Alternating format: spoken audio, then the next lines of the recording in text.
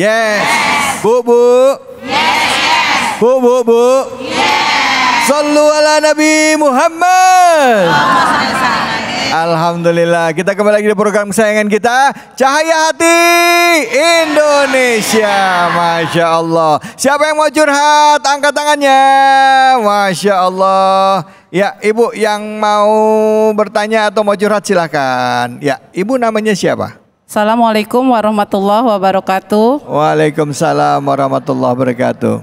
Nama saya Dewi Yulianti. Saya dari Majelis Ummahat Al-Barkah Asy-Syafi'iyah. Ya. Saya ingin bertanya Ustadz, mau bertanya silakan. Mengenai masalah yang datangnya bertubi-tubi. Bagaimana kita menyikapinya?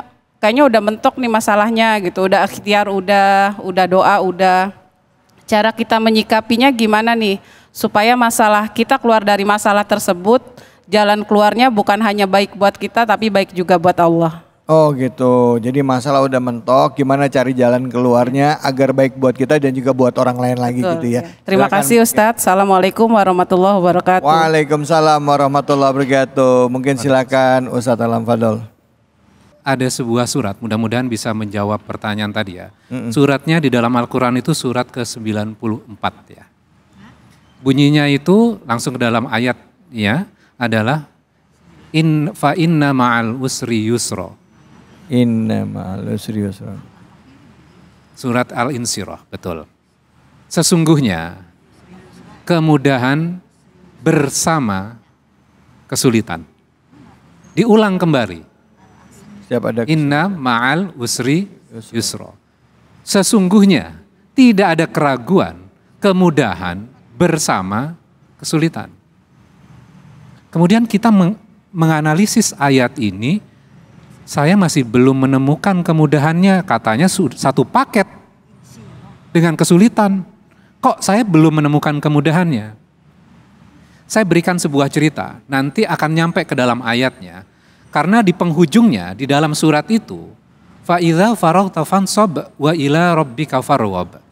Maka apabila kamu telah selesai dari suatu pekerjaan, kerjakan dengan sungguh-sungguh urusan yang lain. Dan hanya kepada Allah kamu berharap.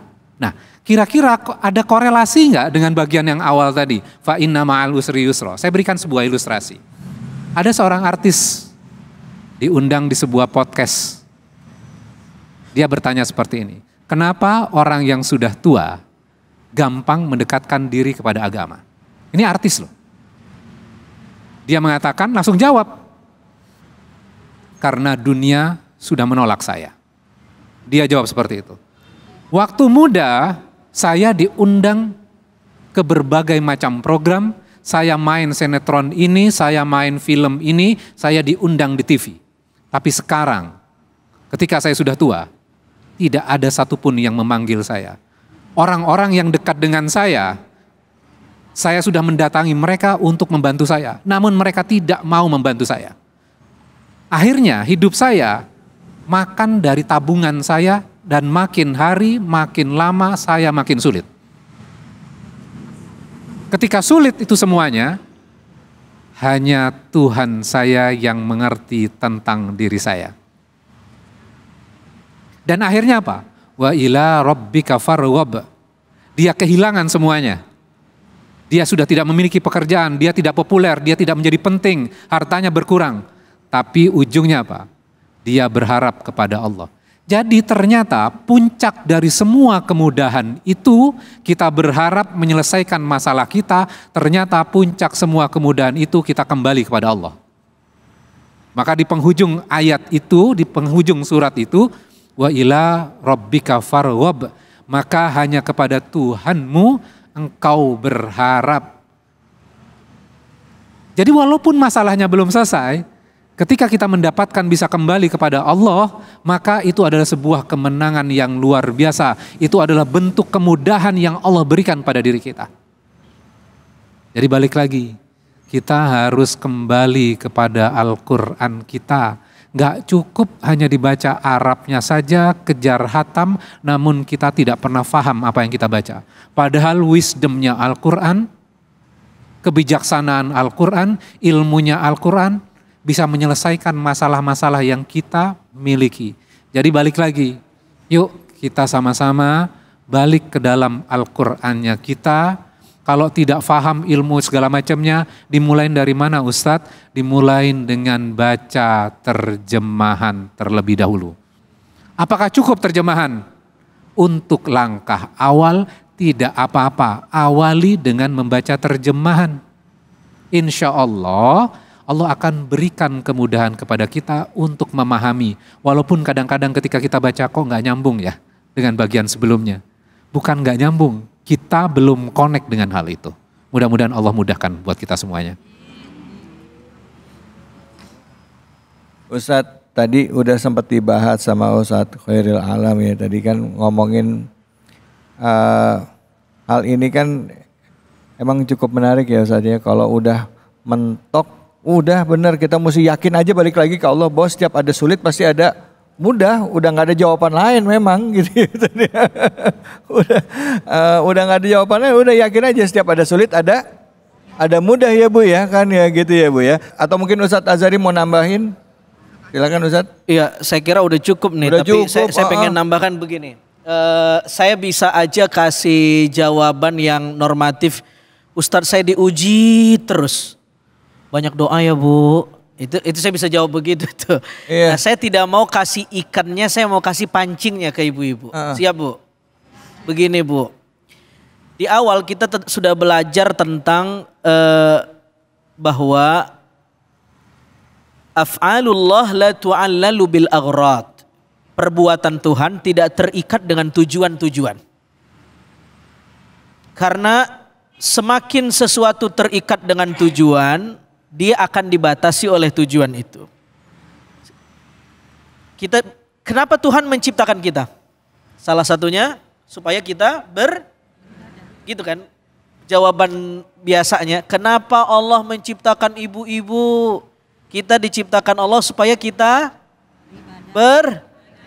beribadah. Itu jawaban normatifnya begitu. Nah, sebenarnya tujuan atau garis miring hikmah, katakanlah apa hikmah Allah menciptakan kita, itu bahasa kita. Bahasa kita. Ya. Kalau ke Allahnya mah suka-suka Allah. Khalas. Itu udah jawaban paling mentok dan paling tiris. Karena jika Tuhan terikat dengan tujuan, Tuhan menciptakan kita buat ibadah. Ternyata realitanya tidak semua makhluk beribadah kepadanya. Apakah Tuhan tidak sukses jadi Tuhan? Karena ada yang mengingkari Tuhan? Kan tidak. Tujuan saya ke Masjid Al-Barkah buat syuting iNews. Ternyata di jalan mobil saya keserempet, gagal syuting. Apakah tujuan saya sampai? Gak nyampe tujuan saya. Saya gagal syuting, gagal dakwah, gagal syiar. Itu saya. Tuhan tidak terikat dengan tujuan. Paham gak nih kira-kira? Assalamualaikum. Ini kalau faham kunciannya, tidak akan muncul pertanyaan itu lagi. Kenapa sih ya Allah? Saya diuji mulu. Itu gak bakal muncul begitu tuh. Karena udah paham bahwa af'alullah la tu'allalu bil aghrad. Fa'alul lima yurid. Dia melakukan apa yang dia mau. Itulah Allah. Kalau kita melakukan sesuatu yang belum tentu kita mau. Saya kasih contoh. Ada dua partai yang berlaga di lapangan hijau. Sepak bola ini mah bukan partai beneran. Lalu kemudian setiap kesebelasan ingin menggolkan bola itu ke gawang lawan. Betul gak kira-kira? Waalaikumsalam. Tetapi apa yang terjadi? Ada seorang pemain yang menggolkan bolanya di gawang sendiri. Apa kesimpulannya? Tidak semua yang kita inginkan terjadi. Kita pengen ngegol ke gawang lawan, ternyata ngegol ke gawang sendiri. Keinginan kita terbatas, keinginan Tuhan mutlak. Jadi pertanyaan kenapa Tuhan menguji saya terus? Kalau mau dicongkel lebih dalam, pertanyaannya keliru. Bertanya tentang kenapa Tuhan berbuat sama artinya ya mengkritik kenapa Tuhan harus ada. Nah, cara kita yang paling tepat adalah ya memaknai takdir. Bahasa nabinya yang paling gampang, dikasih yang enak syukur, dikasih yang kagak enak sabar. Dua-duanya baik. Emang hidup mah isinya cuman itu, Bu. Kalau kagak syukur sabar. Mau ngaji sampai mentok kayak bagaimanapun kesimpulannya dua.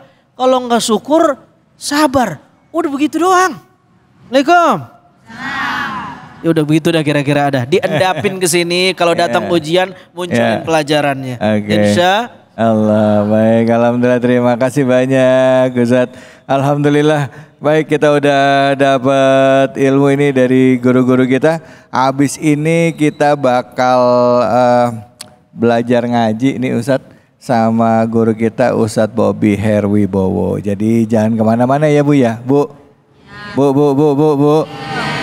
Siang-siang nggak boleh ngantuk. Kita bakal belajar mengaji mudah semudah tersenyum. Belajar ngaji mudah. Ulang yuk. Yuk kita belajar ngaji mudah semudah tersenyum. Hanya di Cahaya Hati Indonesia.